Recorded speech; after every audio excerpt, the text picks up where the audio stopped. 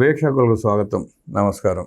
Vijayasai Reddy, Mithun Reddy ED విచారణ ఎదుర్కోబోతున్న సమయంలో Andhra Pradesh BJP అధ్యక్షులు మాధవ్ గారు సంచలన వ్యాఖ్యలు చేశారు. త్వరలో రాష్ట్రంలో సంచలనాలు జరగబోతున్నాయంటూ ఆయన వ్యాఖ్యానించే వ్యాఖ్యల మీద వైఎస్ఆర్ కాంగ్రెస్ పార్టీలో వణుకు మొదలైంది. ఈడీ విచారిస్తే ఈయన వ్యాఖ్యలకి దానికి లింక్ ఏముంది? ఎందుకు కంగారు పడుతున్నారు? ఏం జరగబోతా ఉంది? అడిగి తెలిసిన ప్రయత్నం చేద్దాం. విశ్లేషించడానికి మనతో ఉన్నారు సీనియర్ జర్నలిస్ట్ దుర్గా కుమార్ గారు. వారిని అడిగి మరిన్ని విశేషాలు తెలుసుకుందాం. నమస్తే సార్. నమస్తే ప్రభాకర్. మన వీక్షకులకు విజయసాయిరెడ్డిని, మిథున్ రెడ్డిని ఈడీ విచారణకు పిలిచింది. ఈ నేపథ్యంలో మాధవ్ గారు వ్యాఖ్యలు చేశారు. సంచలనాలు జరగబోతున్నాయి, రాష్ట్రంలో గందరగోళం జరగబోతుంది అన్నట్టు. అంటే అరెస్ట్ చేస్తారని చెప్పి ఆ వ్యాఖ్యలు చేశారా, లేకపోతే ఎందుకు చేస్తుంటారు? మీరు ఎట్లా చూస్తారు? అంటే కేంద్ర దర్యాప్తు సంస్థలు అనేవి గతంలో ఎప్పుడు కూడా అత్యంత శక్తివంతమైన సంస్థలు, నిష్పాక్షపాతకంగా దర్యాప్తులు చేయటం కానీ క్విక్ యాక్షన్ తీసుకోవటంలో పేరు పడ్డ సంస్థలు. కానీ జగన్మోహన్ రెడ్డి గారి మీద 2 డజన్ల కేసులు పెట్టినా కూడా ఒక పుష్కర కాలం దాటిపోతున్నా దాని మీద ఏ చర్యలు తీసుకోకపోవటంతో ప్రజల్లో కూడా ఒక రకమైనటువంటి ఒక నిర్లిప్తత, అంటే కేంద్ర సంస్థలు కూడా ఏమీ చేయలేవు, అంటే కూరలు తీసిన పాములాగా అయిపోయినాయి అనే ఒక భావన ఏర్పడింది. నేను అనుకోవటం బహుశా లేదు, ఇప్పుడు కేంద్రం గతంలో పరిస్థితులు వేరు, ఇప్పుడు వేరు. ఇప్పుడు కేంద్ర సంస్థలు కఠినమైన చర్యలు తీసుకుంటాయి, దోషుల్ని కటకటాల్లోకి నెట్టుతాయి అని ఆయన చెప్పదలుచుకున్నాడేమో అనిపిస్తుంది. ఎందుకంటే మీరు అన్నట్టు 22వ తారీఖున విజయసాయిరెడ్డి గారు, 23నేమో మిథున్ రెడ్డి గారు కూడా ఈడీ విచారణకి హాజరు కాబోతున్నారు. గతంలో కవితను కూడా ఇలాగే ఈడీ విచారణకు పిలిపించి తిహార్ జైల్లో పెట్టి దాదాపు 3-4 నెలలు కూడా ఆమె జైల్లో ఉన్నారు. తర్వాత ఢిల్లీ చీఫ్ మినిస్టర్గా ఉన్నప్పుడే కేజ్రీవాల్ని అరెస్ట్ చేశారు. తర్వాత ఉప ముఖ్యమంత్రి సిసోడియా కూడా సంవత్సరం పైగా కూడా జైల్లో ఉన్నాడు. నిజంగా కూడా ఆయన భార్య క్యాన్సర్తో బాధపడుతున్నా కూడా ఏమాత్రం బెయిల్ ఇవ్వలేదు, ఓన్లీ పెరోల్ మాత్రం ఇచ్చారు 2-3 రోజులు వెళ్ళి రావటానికి. అలాంటి పరిస్థితిలో కానీ ఆంధ్రప్రదేశ్లో అలాంటి పవర్ ఎప్పుడు చూపిస్తలే ఈ సంస్థలో. మరి ఇప్పుడు ఈ లిక్కర్ కేసుకు వచ్చేటప్పటికి ఇవి చాలా తీవ్రమైన అంశంగా మోడీ గారు పరిగణించాడు. షా గారు కూడా శ్రీకృష్ణదేవరాయలు గారు లోక్సభలో వీటి గురించి ప్రస్తావించారు. ఆయన సుమారుగా 4,000 కోట్ల రూపాయలు కుంభకోణం జరిగింది, దేశ సరిహద్దులు దాటించారని చెప్పి ఆరోపణలు చేశారు తీవ్రంగా ఆయన. అదే కాదు, అసలు అది 3,500, 4,000 కోట్లు అనేది దాని మనీ లాండరింగ్లోనే అది. కానీ మ్యానుఫ్యాక్చరింగ్ అంటే దాని తయారీలో కానీ అమ్మకాల్లో కానీ జరిగింది చాలా ఎక్కువ అండి. ఎందుకంటే అది ఇండియన్ మేడ్ ఫారిన్ లిక్కర్ అయితే తయారు చేయడానికి ఎక్కువ ఖర్చు అవుతుంది, మీకు తెలుసు, నాణ్యమంగా ఉంటుంది. వీళ్ళు చేసింది 3rd క్లాస్ లిక్కర్. మొన్న చెరులోపల్లి దగ్గర చేసిన సేమ్ అదే స్పిరిట్లో ఎసెన్సెస్ కలపటం, కలర్స్ కలపటమే. కాబట్టి చాలా భారీగా జరిగింది. రెండోది ఎక్కడా కూడా అది డిజిటల్ రూపంలో జరగల అమ్మకాలు, అంతా కూడా నగదు రూపంలో జరిగింది. కాబట్టి ఒక అంచనాకి రావటం కష్టం. అది మనీ లాండరింగ్లో మీరు అన్నట్టు ఆఫ్రికా కానీ దుబాయ్ కానీ ఇట్లా కంట్రీస్కి వెళ్ళిందే 3,500 ఉన్నప్పుడు, అవి కాకుండా దేశీయంగా వాళ్ళు చాలా అంటే భూమిలో పాత్ర వేసినంత పని చేశారు డబ్బుల్ని రకరకాలుగా. గోల్డ్, డైమండ్స్ కొనటం ఏంటి, రియల్ ఎస్టేట్ ఏంటి, సినిమాలు తీయటం ఏంటి, విల్లాస్ కానీ పొలాలు కానీ ఎన్నెన్నో ఎస్టేట్లు కొన్నారు. కాబట్టి ఇప్పుడు ఈడీ వాళ్ళు ఒక కరెక్ట్ అంచనాకి రాలేకపోయినా కుడి ఎడమగా ఇతనితోనే విజయసాయిరెడ్డితోనూ మిథున్ రెడ్డితో చెప్పించగలుగుతారు. ఎందుకంటే వీళ్ళిద్దరూ యాక్టివ్గా ఇన్వాల్వ్ అయ్యారు. ఆ విధానాన్ని రూపకల్పనలో కూడా ఇద్దరు పాత్ర ఉంది, నిర్వహణలో ఉంది. తర్వాత వీళ్ళు తెలుగుదేశం అధికారం నుంచి దిగిపోయేటప్పటికి నెలకి కోశాగారానికి ఎంత ఆదాయం వస్తుంది అనేది ఒక లెక్క ఉంది. వీళ్ళు వచ్చిన తర్వాత ఎంతకి పడిపోయింది అనేది లెక్క ఉంది. వాళ్ళు అంత నాణ్యమైన సరుకు సప్లై చేసి కూడా కోశాగారానికి ఎంత వచ్చినప్పుడు మీరు ఎంత సైఫన్ అంటే దీంట్లోంచి తరలించుకెళ్ళిపోయారనేది ఒక అంచనా చెప్పిస్తారు. తర్వాత విజయసాయిరెడ్డి కూడా చెప్పాడు, తెలుగుదేశం వాళ్ళకి ఇంత వస్తుంది అని జగన్మోహన్ రెడ్డి చెప్పి అదంతా కూడా మనకి ప్రభుత్వ కోశాగారానికి కాకుండా మన పార్టీ అవసరాలకి, మన అవసరాలకి పనికొచ్చే విధంగా మీరు రూపకల్పన చేయాలి, పాత సాఫ్ట్వేర్ అవన్నీ కూడా తీసి పక్కన పడేయమన్నారు. అంత బాగా సిస్టమేటిక్గా తయారైన వ్యవస్థని పక్కన పడేశారంటే అక్కడే అర్థమవుతుంది వీళ్ళ ఇది ఏంటనేది. ఇప్పుడు విజయసాయిరెడ్డి గారిని రేపు అరెస్ట్ చేసి ఇంట్రాగేట్ చేసి సిట్టు తీసుకున్నటువంటి సాక్ష్యాధారాలని ఆయన ముందు పెట్టినప్పుడు ఆయన కాదనలేడు. ఇంకోటి ఏంటంటే ఆయన స్వయంగా చెప్పింది నాకు జగన్మోహన్ రెడ్డి గారు ఈ బాధ్యత అప్పగిచ్చాడు. ఈ లిక్కర్ విధాన రూపకల్పన చేయండి మీరు, మనకి ఎక్కువ లాభం రావాలి అనేది.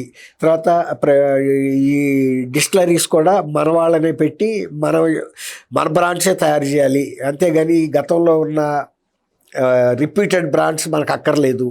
అవన్నీ కూడా ఆపేశారు. మ్యాక్డవెల్స్ లాంటి పెద్ద పెద్ద సంస్థలు, ఏదైనా ఒక్క మ్యాక్డవెల్ ఏంటండి, అన్ని బ్రాండెడ్ తీసేశారు, అందరూ తెలుసు. దీంతో ప్రజల ఆరోగ్యం దెబ్బతింది. తర్వాత వాళ్ళు బోర్డర్లు దాటి కొనుక్కుని తాగి వచ్చిన సందర్భాలు ఉన్నాయి. కొన్నిసార్లు కల్తీ తాగి జంగారెడ్డిగూడెం అలాంటి సాట్ల 2 డజన్ల మంది నాకు చనిపోయారు. అది కాకుండా చాలామందికి లివర్లు చెడిపోవటం, కిడ్నీలు చెడిపోవటం, ఏది కల్తీ మద్యం మూలాన. ఇప్పుడు మాధవ్ గారు చెప్పేది ఏంటంటే, బహుశా ఇదివరకట్లాగా అయితే దర్యాప్తు సంస్థలు నిర్లక్ష్యంగా ఉండే పరిస్థితి ఉండదు. వీళ్ళిద్దరు కూడా చాలా కీలకమైన వ్యక్తులు, పార్టీలో కీలకమైన వ్యక్తులు. ఈ మద్యం విధానం రూపకల్పనలోను ఈ కుంభకోణం నిర్వహణలోను వాళ్ళు కమిట్ అయ్యారు.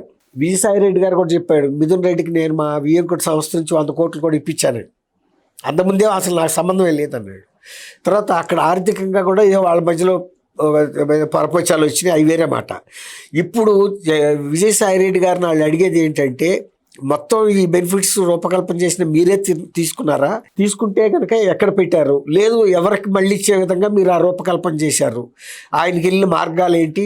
ఆయన అల్టిమేట్ బెనిఫిషరీ ఎవరు అనేది చెప్పిస్తారండి.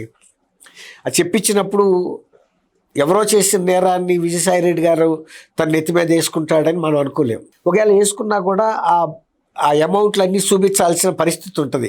అవతల వచ్చిన వాడు అర్జునుడు అన్నట్టు అక్కడ ఈసీ వాళ్ళు ప్రతిదీ లెక్కసరిగా అడుగుతారు. ఓకే, నువ్వే అల్టిమేట్ బెనిఫిషరీవి, ఇగో ఇంత వస్తుంది ప్రతి నెల, నువ్వు ఈ 5 సంవత్సరాల్లో వచ్చిన ఈ ఇన్కమ్ని ఎక్కడ ఇన్వెస్ట్ చేశావు చెప్పమంటారు. చెప్పలేడు కదా, తను తీసుకోలేదు, చెప్పలేడు. ఎంతవరకు అయితే తనకు ముట్టిందో తను చెప్తాడు. తర్వాత ఇప్పుడు కాకినాడ పోర్ట్ అప్పుడు కూడా ఆయన ఏం చెప్పాడు, నాకు సంబంధం లేదు, కానీ అది మా అల్లుడికి చెందిన వ్యవహారం కాబట్టి అది నాకేం సంబంధం లేదని. ఆ సందర్భంలోనే, అసందర్భం అయినా కూడా రాజ్ రెడ్డిని ఇంకా కల్తీ మధ్యంలో ఫలానా వ్యక్తి కూడా ఉన్నాడు, అవన్నీ నేను చెబుతాను, విజిల్ బ్లోయర్గా ఉంటానని కేసును ఒక వక్ర మార్గంలో పంపినా కూడా మళ్ళీ అల్టిమేట్గా ఫోకస్ ఇప్పుడు తన మీదకే వచ్చింది. ఇప్పుడు ఇది కొంచెం ఆయన ఆందోళనకరమైన విషయం. గతంలో జగన్మోహన్ రెడ్డి గారి కేసులు అన్నింటిలోనూ 2వ ముద్దాయిగా ఉన్నా కూడా తను ఇంతవరకు ఫస్ట్లో అరెస్ట్ అవ్వటం తప్ప తర్వాత కేసును ఫేస్ చేయలే. కోర్టుకు వెళ్ళింది లేదు, వాయిదాలకు అటెండ్ అయింది లేదు. కానీ ఇది అట్లా కాదు, ఇది తీవ్రత వేరేగా ఉంది. అదేమో పెద్ద కేసు అయింది ఒకటి, రకరకాలుగా జడ్జిలు మాత్రం ఇవన్నీ జరిగి చాలా జాప్యం జరిగిపోయింది. కానీ ఇప్పుడు ఇది క్విక్గా మూమెంట్ వచ్చింది. ఇప్పుడు మాధవ్ గారు చెప్పింది కూడా నేను అనుకోవటం, ఈ నెలలోనే కొన్ని సంచలనాలు జరగబోతున్నాయి. అంటే వైఎస్ఆర్సీపీలో ఇట్లాంటి పెద్ద తలలో ఈ మద్యం కుంభకోణానికి సంబంధించిన ఇంకా కొన్ని విశేషాలు, ఆ కేసుకు సంబంధించిన వార్తలు తెర మీదకి వచ్చినప్పుడల్లా ఎవరో ఒకళ్ళు మాట్లాడటం, సంచలనాలు జరుగుతాయి అంటాం, మళ్ళీ మామూలుగా జరగడం జరిగిపోతూ ఉంది సార్. 100 కోట్ల రూపాయల లిక్కర్ స్కామ్ జరిగిన ఢిల్లీ దాంట్లోనేమో దూకుడుగా వ్యవహరించింది ఈడీ. అదే జగన్మోహన్ రెడ్డి పాత కేసుల్లో ఇంతవరకు సుయ్యలే సయ్యలేదు, పట్టించుకోవట్లా. అలాగే ఇప్పుడు కూడా రేపు విచారణ కూడా జగన్మోహన్ రెడ్డి మనుషులు కాబట్టి చూసి చూడనట్టు పోయే అవకాశం ఉందంటారా? ఇది అట్లా ఉండే అవకాశం లేదండి.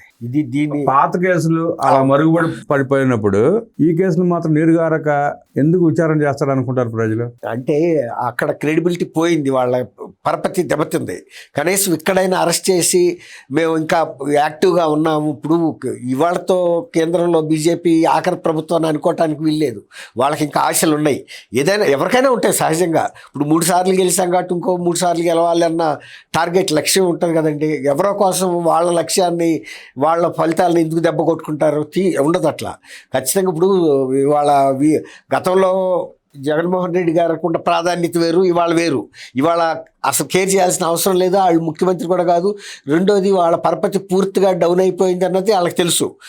ఏం కాకపోయినా జగన్మోహన్ రెడ్డి ముఖ్యమంత్రి కాకపోయినా జగన్మోహన్ రెడ్డి ఆహ్వానం నడుస్తుంటుంది వాళ్ళకి. సిబిఐ కోర్టులో కానీ ఎక్కడైనా చూడండి మీరు, ఆయన వస్తే ఆ కోర్టుల దగ్గర కానివ్వండి, లేకపోతే లాయర్లు కానివ్వండి, పోలీసులు కానివ్వండి, ఆయన మాట అంటున్నారు తప్ప ప్రభుత్వాల మాట అంటున్నట్లు లేదు. అది మొన్న మీరు అన్నట్టు నాంపల్లి కోర్టు దగ్గర జరిగిన ఇన్సిడెంట్. కానీ ఈసారి కనుక అదే నాంపల్లి కోర్టుకు మళ్ళీ ఈసారి అతను వెళ్ళమనండి, బేగంపేట ఎయిర్పోర్ట్ నుంచి అతని వెహికల్ ఇంకొక తప్ప మూడో వెహికల్ని అలౌ చేస్తారో లేదో మీరు చూడండి. ఎందుకంటే తెలంగాణ గవర్నమెంట్ కూడా సీరియస్గా తీసుకుంది ఆ ఇష్యూని. ఎప్పుడైనా ఎవరైనా పొరపడేది మోసపోయేది ఒకసారి. చేతులు కాలే ఆకులు పట్టుకోవడం సార్. గవర్నమెంట్ అధికారంలో ఉన్నప్పుడు, ప్రభుత్వం ఉన్నప్పుడు వాళ్ళకి ఇంటెలిజెన్స్ రిపోర్ట్స్ ఉంటాయి, ఎట్లా వస్తున్నారు ఏంటనేది ఉంటుంది. దాన్ని బట్టి చర్యలు తీసుకుంటారు. కానీ రెండోసారి జరగనివ్వరు అని చెప్పి వాళ్ళు చెప్పడం అంటే కుదురుద్ది ఎట్లా అంటే? ఒకటి మీరు అన్నది కరెక్ట్, ఇంటెలిజెన్స్ రిపోర్ట్స్ ఉంటాయి. కానీ వాళ్ళు ఈ లెవెల్లో ఆయన మొబిలైజ్ చేసుకుంటాడు, ఇక్కడ బల ప్రదర్శన చేస్తాడు అనేది ఊహించలా ఇంత అంటే అరాచకంగా. ఇప్పుడు అందుకనే అలర్ట్ అయ్యారు కాబట్టి ఇక రెండోసారి ఆయన స్పెషల్ ఫ్లైట్ వేసుకుని బేగంపేట వచ్చినప్పుడు బేగంపేట నుంచి వాళ్ళే కేర్ తీసుకుని వాళ్ళ వెహికల్ ముందు వెనక పెట్టి ఇంకా ఎవరిని అలౌ చేయకుండానే తీసుకెళ్ళిపోతారు. అది ఆ సాయి ప్రసాద్ అని ఆయన మేజిస్ట్రేట్ ముందు వాంగ్మూలం ఇచ్చాడు. ఆయన మొత్తం స్పష్టంగా ఎట్లా జరిగింది, ఏం జరిగింది, ఈ కేసు మూలాలు మొత్తం స్పష్టం చేశాడు. ఆయన స్పష్టం చేసిన తర్వాత కూడా ఈ సాగతీత ఎందుకు, ఇవన్నీ ఎందుకు, ఆ లిక్కర్ స్కామ్ వల్ల 32,000 మంది చనిపోయారు. ఇవాళకి కింగ్ పిన్ ఎవడో చెప్పరు బయటికి. ఆ కింగ్ పిన్ ఉన్నాడో లేడో కూడా తెలియదు. ఎవడికాడు కింగ్ పిన్ అంటాడు తప్ప కింగ్ పిన్ పేరు చెప్పినాడు ఒక్కడ లేడు ఇంతమందిలో. ఇంత తాత్సారం ఎందుకు? కింగ్ పిన్ తీసుకొచ్చి లోపలేసి 32,000 మంది చావులకు కారణమైన వీళ్ళందరూ గుర్తు చేయాలి కదా. ఎందుకు అలసత్వం, ఎందుకు నిర్లక్ష్యం? ఇది మన దేశం ప్రజాస్వామ్య దేశం అండి, కమ్యూనిస్ట్ దేశం. ఎంత ప్రజాస్వామ్య దేశమైన 32,000 మందిని చంపేస్తున్నాడని ఇంకా ప్రజాస్వామ్యం విలువలు అంటూ వదిలేస్తే సమాజం ఎట్టిపోతుంది. ఇప్పుడు అందుకే ఈ కేసు విషయంలో మీరు అన్నారు గతంలో జరిగిన మనీ లాండరింగ్ తర్వాత క్విడ్ ప్రోకో కేసుల్లాగా అవుతుందా అని. ఇది వేరు, అది వేరు. ఇది ఖచ్చితంగా చర్య తీసుకుని చూపించుకోవాల్సిన అవసరం ఇవాళ బీజేపీకి రాజకీయ అవసరం ఉంది. ఎప్పుడు అలాగే నిర్లక్ష్యంగా ఉంటే బీజేపీ పరపతి కూడా పోద్దండి. అందులో ఇక్కడ ఆంధ్రప్రదేశ్లో ఒక భాగస్వామ్య పార్టీగా ఉంది అధికారంలో. కాబట్టి వాళ్ళు ఇక్కడ కనీసం ఈ చర్య తీసుకోవటం ద్వారా ఈ సిబిఐ కానీ ఈడీలు కానీ ఎఫెక్టివ్గా కేంద్ర ప్రభుత్వం కానీ పనిచేస్తుందని చూపించుకోవాల్సిన అవసరం వచ్చింది. ఇప్పుడు అవసరం లేనంతకాలం మీరు అన్నట్టు నిర్లక్ష్యంగా వ్యవహరించారు. ఇప్పుడు ఆ కేసెస్ కూడా ఇదివరకట్లాగా పెండింగ్ ఉండే అవకాశం ఉండదు. నేను అనుకోవటం వితిన్ 2-3 monthsలో వాటికి కూడా మోక్షం వస్తుంది. త్వరగా కదిలి ముందుకి పంపిస్తారు. తను విజయసాయి రెడ్డి, మిథున్ రెడ్డికి కూడా గతంలో ఉన్నంత కాన్ఫిడెన్స్ లేదు ఇప్పుడు. మిథున్ రెడ్డి కిందసారి అరెస్ట్కి ముందు కూడా ఒక వారం ముందు చాలా గంభీరంగా మాట్లాడాడు. కానీ వితిన్ 1 week లోపల అరెస్ట్ అయిన తర్వాత దాదాపు ఆయన 70 రోజులు రాక కూడా జైల్లో ఉన్నాడు. బెయిల్ రాలా. కాబట్టి ఇప్పుడు కూడా బెయిల్ మీదే ఉన్నాడు. ఇక ఇప్పుడు అరెస్ట్ చేయడానికి కూడా పెద్ద ఇబ్బంది కూడా ఏమి ఉండదు. ఈడీకి ఆంక్షలు ఏమి లేవు. మనీ లాండరింగ్ జరిగిందని చెప్పి స్పష్టమైన ఆధారం దొరికినాక అరెస్ట్ చేయకపోతే మళ్ళీ ఈడి మీద అపోహలు, కేంద్ర ప్రభుత్వం మీద ప్రజల్లో చులకన భావన ఏర్పడడం ఖాయం. ఖచ్చితంగా ఏర్పడుతుంది, అందులో సందేహం లేదు. ఇప్పుడు మీరు అన్నట్టు ఇంత స్పష్టమైన ఇన్వెస్టిగేషన్ చేసి సిఐడి వాళ్ళు సాక్ష్యాధారాలు వాళ్ళకు కూడా ఇచ్చారు కదా. ఇప్పుడు ఈ 2 దర్యాప్తు సంస్థలు ఇచ్చిపుచ్చుకునే ధోరణితో ఉన్నాయి. 2 ఒకటి వాళ్ళు అడిగారు కూడా ఈడీ వాళ్ళు. ఎప్పుడైతే అమిత్ షా గారి దృష్టికి వెళ్ళి అమిత్ షా గారు పిలిపించే వీళ్ళని మాట్లాడాడు కృష్ణదేవరాయలు గారిని, అప్పుడే ఈ ఇంటర్నల్గా వీళ్ళందరూ అలర్ట్ అయిపోయారు దర్యాప్తు సంస్థలన్నీ. అప్పటికే వాళ్ళు కొంత వర్కౌట్ చేసి పెట్టుకున్నారు కాబట్టి ఇవాళ ఇంకా క్లారిటీ కోసం వీళ్ళిద్దరిని పిలిపిస్తున్నారు. లిక్కర్ కేసులో స్పష్టమైన ఆధారాలు, మనీ లాండరింగ్ చేసినట్టు నిరూపితమైన ఈ సందర్భంలో రేపు ఈడీ విచారణ జరిగిన తర్వాత ఆ ఇద్దరిని అరెస్ట్ చేయకపోతే ఈడీతో పాటు కేంద్ర ప్రభుత్వం కూడా ప్రజల్లో పలచన అయ్యే అవకాశం ఉందని విశ్లేషించిన దుర్గా కుమార్ గారికి ధన్యవాదాలు తెలియజేస్తూ నమస్కారం.